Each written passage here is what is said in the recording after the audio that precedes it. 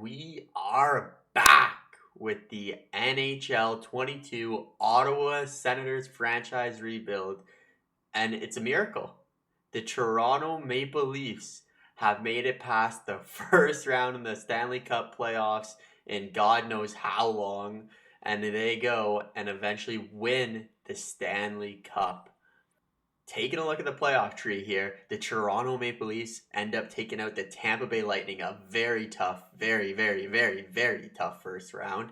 The second round, they take down the best team in this simulation, the Boston Bruins, who had a 145-point campaign from Brad Marchand. They take them down in 7 games. In the Eastern Conference Finals, they take down Alexander Ovechkin, the goal-scoring machine, and in the finals, they cruise by the Winnipeg Jets, as it's an all-Canadian matchup in the finals as Canada finally takes a Stanley Cup home. Winnipeg on the other side, who made to the finals, they took down the St. Louis Blues in 7, the Chicago Blackhawks in 6. They destroyed the Vancouver Canucks in 4, my bad, and then they eventually fall in 4 games to the Toronto Maple Leafs. Let's quickly take a look at the scoring in the playoffs as Mark Scheifele led the way with 23 points in 21 games. Pierre-Luc Dubois, they probably played together, had a great little postseason there. Austin Matthews, the best player for Toronto, 20 points. Ovechkin put up 10 goals in 16 games. Wheeler played great. Where's the next Toronto Maple Leaf? Nick Ritchie, 18 points in 23 games. That's a shocker. Jason Spezza, not a shocker because the guy's an absolute phenom. And Jason Spezza finally gets that cup. The GOAT right here. My favorite player of all time. 1,021 points. Finally gets the cup. Let's go. And if you remember correctly, we did trade our first round pick to the Florida Panthers in exchange for Alexander Barkov in a monster trade. We do miss the playoffs, so it is a good overall pick. It goes from 9 to 10. The first overall pick, 8-1 for Minnesota. Arizona drops. Buffalo gets a huge jump from Florida's first round pick.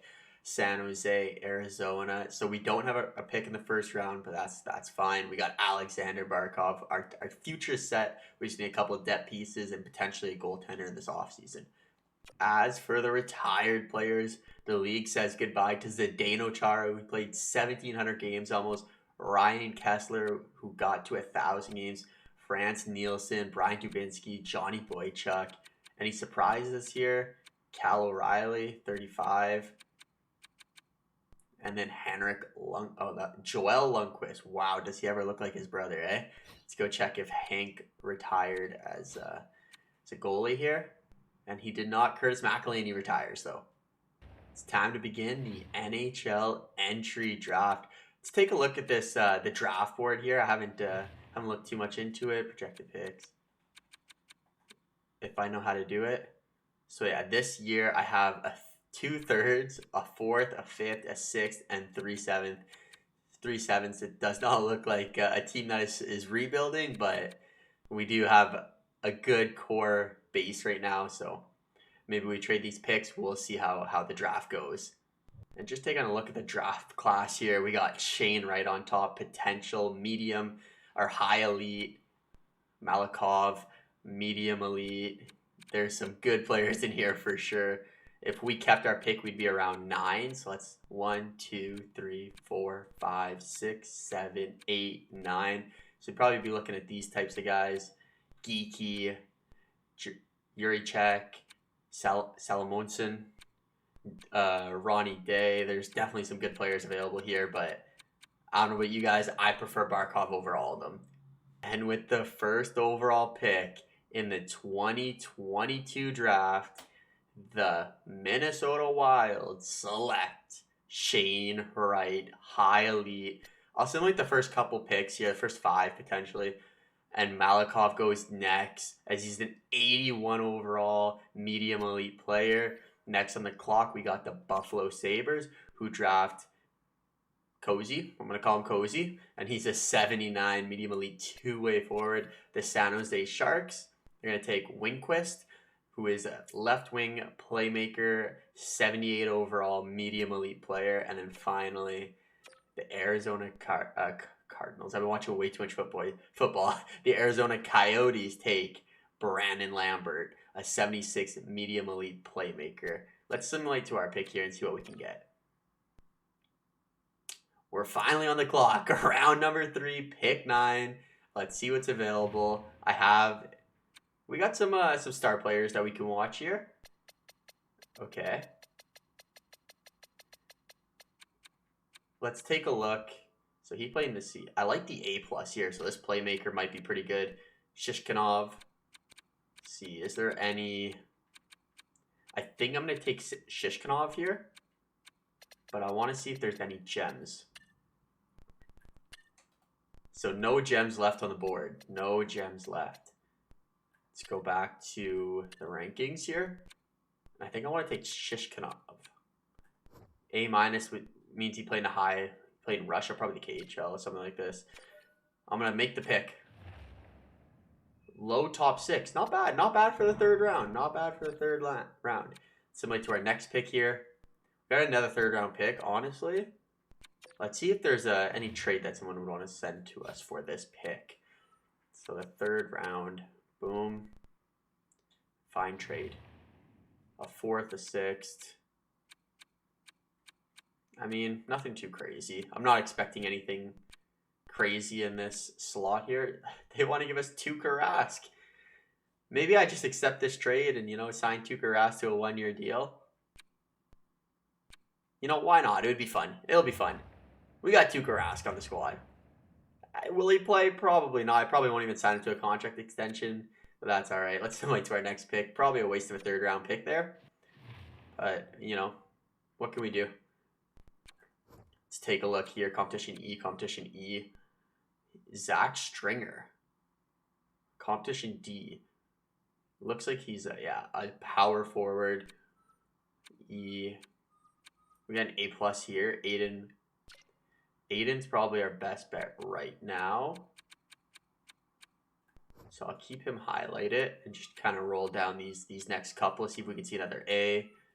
So we got another A here. 2-way forward. Probably a better option. I'm going to go with the defenseman because we do need depth on defense. So Aiden Ben-Dahan. And he's a low top 4. Not bad pick for the 4th round. I'll definitely take it, an increase in value.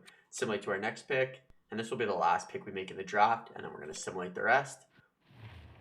I kind of want to take a chance on I want to take a chance on a goalie. And the top player available is a goalie. I mean, competition E, though. We got an A right below. 2-way defender. We can take another chance. An A+. 2 goals in 18 games in the 5th round. 18 years old. Has tons of potential, most likely. I'm going to take him. What do we got? Bottom 6. We kind of a miss there, but 5th round. Let's simulate the rest of the draft here, and I'll see you guys in free agency or during the contracts. All right, so we're on the re-sign stage now. Let's start from the bottom and work our way up, see who we got to sign. Vladimir, don't need him. Don't need any of these 50 overalls right now. Johansson, don't want. Ben-Dahan, one of the guys we just drafted. I'm going to wait on him maybe another 1 or 2 years. We have 3 years to sign him to an entry-level deal, so not too worried about that.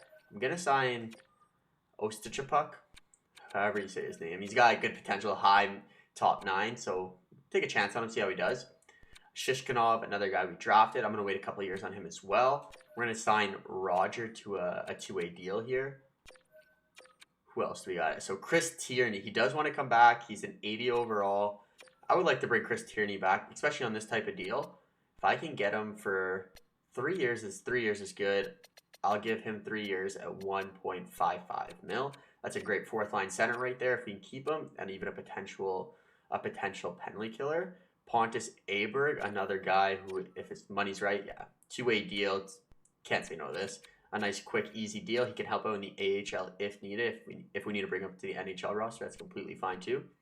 Nick Paul, 79, 27 years old. I'm going to take a look at Nick Paul.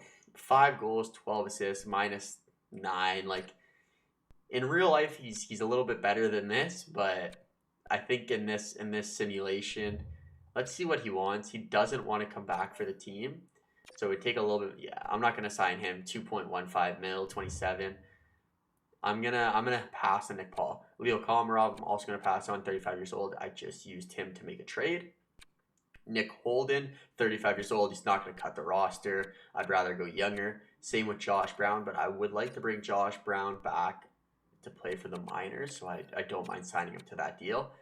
Harrington, it was probably a better idea to bring him back. Let's see. I'll bring him back as depth. He's cheap.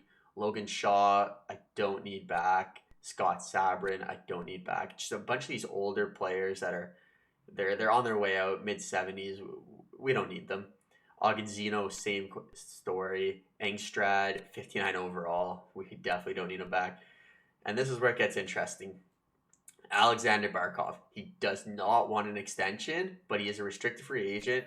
So let's see what type of money. Yeah, so we were expecting a deal around this value to get Alexander Barkov. Whew. I want to get him long term for sure. So 6 years, I'll bring him to 32. Maybe 7 years at, actually I'm just gonna go the 8. I'll just go the 8 at 11.5. So 8 years, 11.5 mil. He does not want to sign with us, but I mean, this is a pretty nice deal. Alexander Barkov contract offered. Anyone else? Brandstrom also doesn't want to sign with us. 85 overall, and he wants a monster contract too. Do we give him a bridge deal to try to save some money, or do we just? I think if we go 4 years wouldn't be good because he'd be 26. We need to either go 3 or 5 years here, or 6 and just pay him. I think I'm comfortable with a 2-year deal. That'll bring him till he's 24. Then we can negotiate a bigger contract. Let's go 3 actually. It's a tough contract for Brandstrom. 3 years at 8.2 mil. That's a big contract for Brandstrom, but we'll have the rights to restricted free agents. Josh Norris, another one of the players we got to sign, but he does want to come back. And this deal is actually not that bad. 6 years, maybe I can get him at like 4.4. I would do this deal. Noah Dobson, another one of the players we traded for. Let's see what he's looking for. Okay. 4 years, 4 mil. 5 years, around 4 mil. It's not crazy. If I can go 6 years, 7. What's 7? Okay, if I go, I'll try 7 years at 4.3. I feel like that's a good deal for Noah Dobson. A lot of restricted free agents, 54 overall. We don't need to bring back Victor Mete. If he's a little bit cheaper, this is a perfect deal for Victor Mete. I would bring him 5 years at 1.35. Like take him till he's a little bit older. That's a great deal for Mete. He can be depth defender if we need him. For Menton, I'm not sure if he has a spot on the roster, but for only $1 million, I will give him that contract, and we'll see if he fits on the roster. And someone mentioned for Logan Brown, I forgot Ottawa traded him to St. Louis for Zach Stanford, so I'm going to sign him, and then I'll trade him to St. Louis. If I can't get Zach Stanford, I would just trade him for a 7th round pick. No big deal there. And then I'll just offer him a 2-year deal. 2-year deal, just so I can trade him. I want to give him the Blues a good contract for him. It's 3 years at 1.3 mil. Nice cheap contract for him. Hopefully that doesn't set me back for any money I need in the future. Sherwood, don't need. Clark Bishop, I don't need. And that looks like everyone. There was a lot of money being dished out here. And Forsberg and Tuukka Rask. Tuukka Rask doesn't want an extension, but let's see. I honestly might just pass on Tuukka Rask. I need to save some money now, but we'll see. Let's advance a day, and we'll see who we got back. So these are just our coaches. We don't need to worry about the coaching. Yeah. Coaches are all happy. Whew. We got Alexander Barkov on the team for the next 8 years at $11.5 million. I mean, I'll take it. He's going to be a beast with us. Noah Dobson comes back. Chris Tierney comes back. Although I'm interested, Okay, Josh Brown doesn't want to come back. I don't need him, so that's fine. Uh, Mete's coming back. Brandstrom's coming back. Fermenton's coming back. Okay, okay. Josh Norris, we need to take another crack at. Harrington, don't matter. Pontus Aberg, I don't really mind. Logan Brown, we're going to be trading. Benjamin Roger. Okay, so we got almost everyone back. How much cap space do we have? We have 5 mil. We're really in year number 2. We're really coming close to the lines here. So next year we need to sign Connor Brown, Artem Zub, Michael Delzaster. Michael Delzaster's definitely going to walk for us. We're probably going to trade him in the offseason too. Austin Watson. Okay, let's go find Josh Norris. Where is Josh Norris? Josh Norris is the only player left we have to sign. It's a good deal still. I want to save a little bit of money here, but I'll offer him 4.6. 150K less than he wanted. Come on, give it to me, Josh Norris.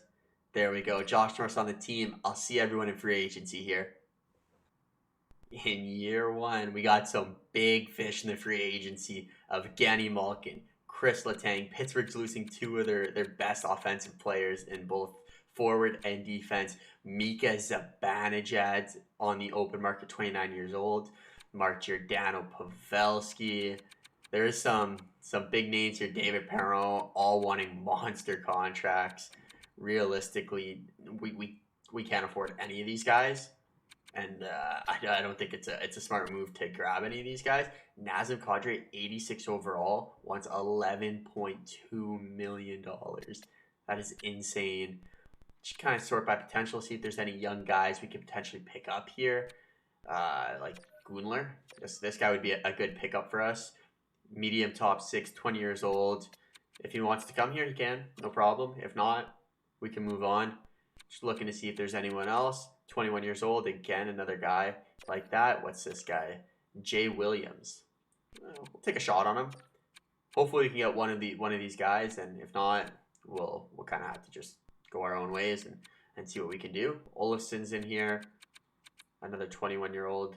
I'm not going to go for him, but goalies is the one position that we're kind of lacking here. And there's a medium elite goalie in here.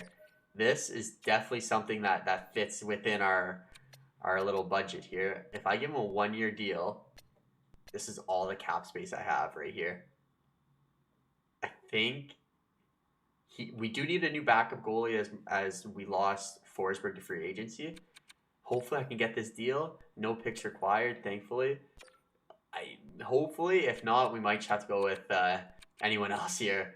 I can't afford anything, so just kind of hope and pray to see what we can do.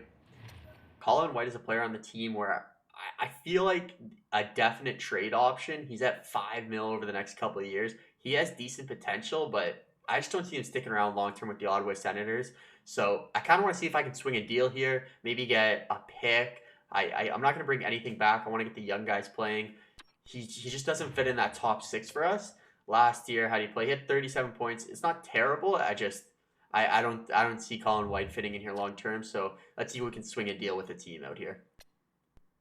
Another option would be the Winnipeg Jets. They went all the way to the finals last year. Potentially, they might be looking to pick up one more piece to complete that Stanley Cup run.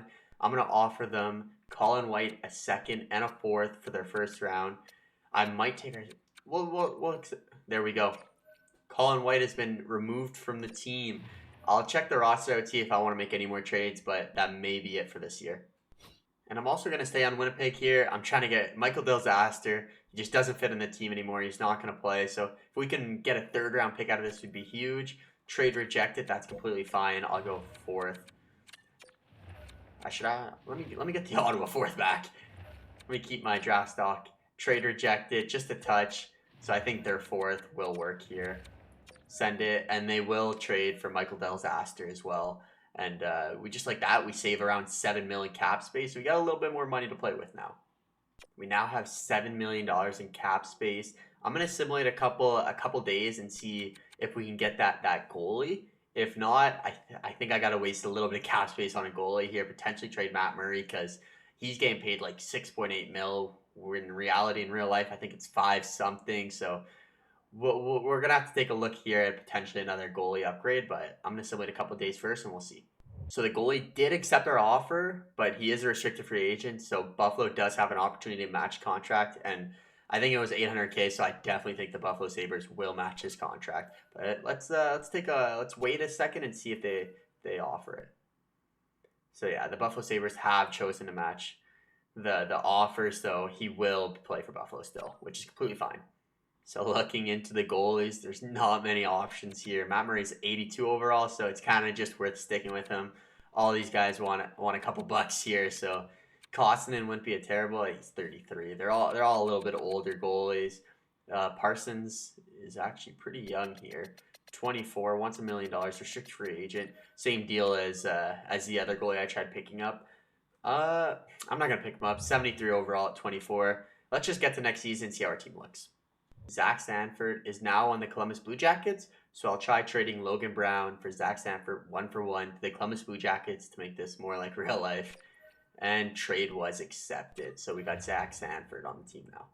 And going into year 2, the rosters are set. I had to make a couple changes here and there to get the best morale possible. For the first line, I went Drake Batherson, Alexander Barkov, and Tim Stutzle. Second line, I went Shane Pinto, Josh Norris, Brady Tkachuk, who's our only superstar X Factor, I believe. Should we have Barkov as well? Third line, Fermenton, Chris Tierney, and Connor Brown. Hopefully it could be a productive third line. It's a pretty efficient one. Connor Brown at 84 overall. And then the fourth line, we got a +2. This is our big boy grinder line. Austin Watson, Cole Sherwood, and Zach Sanford. So first line, we got the +1 morale. Second line, +2. And the fourth line, +2. I would have liked to have Brady Tkachuk on the first line. We could still do it. It'll be a +1. I might, you know what? I think I might start the year like this and have, because the +1s aren't terrible. I just lose 1 overall to the rest down here.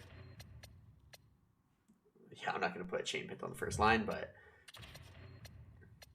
yeah, I'm gonna start the year with a big first line. Tkachuk, Barkov, and Stutzle. They ended the year fantastic last year. We'll see how they can start off this year. And then defensively, we went Shabbat and Brandstrom, our current and future. And then we Jacob Bernard Docker, who's finally up here, top 4 potential. He's got a +2, Noah Dobson. And then this third line, I think we got to make a trade for a defenseman over Victor Mete, because he's an offensive guy and just, we need someone a little bit better defensively. So I'll probably look at a trade for Victor Mete, because a -3 is a tough one there. And then in nets, we have Matt Murray and Philip Gusterson. The good thing about Victor Mete is his contract, but I think Caleb Jones is a good option here. Maybe see if they can get a little bit of contract, pick it up. Victor Mete for Caleb Jones, both got slight trade value here. They want Victor Mete. The trade value is not in our favor, so we're going to have to add something else here. And let's take a look to see what we got here. Ben DeHaan. We're not going to trade him. I like his name. Draft picks. I mean, I'd give up a 4. Doesn't want to do it still, eh? I don't know if I want to give up a 3rd for Caleb Jones. If I do, they're going to have to retain at least half the salary. Trade rejected. Okay. Let's. I want Caleb Jones because he matches our third line scheme. So I might just have to bite the bullet here. What's 450K gonna save me over the next couple of years?